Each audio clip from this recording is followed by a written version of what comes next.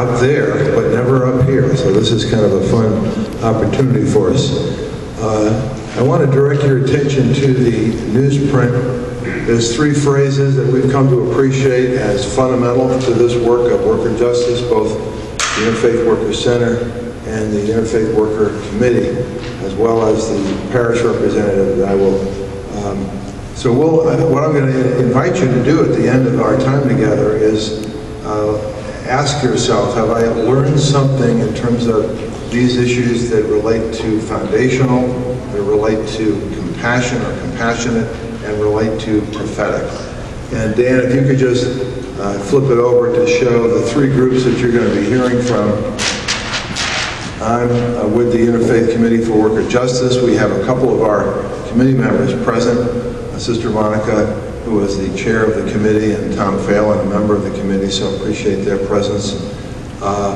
And secondly, we're going to be hearing from Steve Malloy with the Immaculate Heart of Mary Catholic Parish, who's going to be talking about how one congregation has done extraordinary things relative to the issue of unemployment.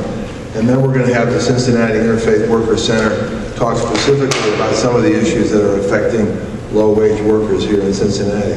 So I concur with Bill. We've got a great panel, and we're looking forward to our conversation with you. The very first theme I'd like to introduce is one in terms of the place of work in our lives. Sometimes that's a helpful point of departure as we think about this issue of work and worker justice. Because if we took some time, and unfortunately we're probably not going to have time today to do that with any depth, but if we took some time, and I invite you to do that maybe on your own or in a quick minute here, to look back at our family story. What messages did we get growing up about work? And what's been our experience with work? Have there been times when we've really felt fully engaged and really inspired by the work we were doing? Have there been other occasions when it's been a real drudgery?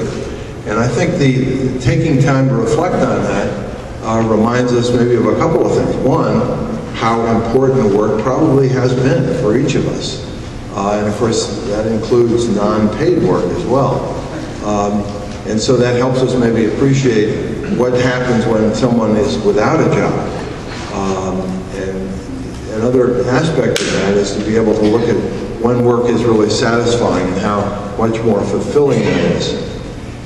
So if we look at that theme of work and kind of wrestle with it a little bit in our own individual stories and appreciate its importance, then as we look out and see what's going on in our society, we realize that there's a persistent long-term unemployment that seems to be with us today and for the foreseeable future.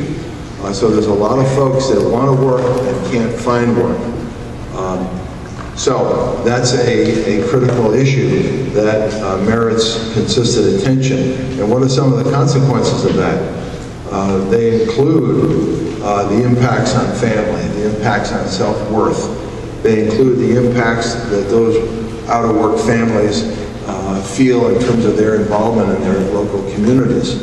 One of the quotes that I happened to run across looking over this morning is, when you are squeezed, if you're middle class, accustomed to some level of economic security, you lose your job and you feel that terrible economic squeeze and that emotional squeeze, you don't have a lot of energy or enthusiasm to support basic tax increases or basic services in the community.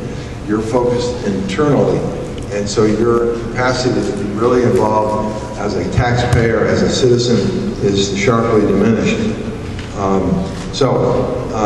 How do we respond to these kinds of societal challenges? And what role can the faith community play? That's why I'm delighted to have Steve Malloy with us, who can share the story of one parish and how it has responded.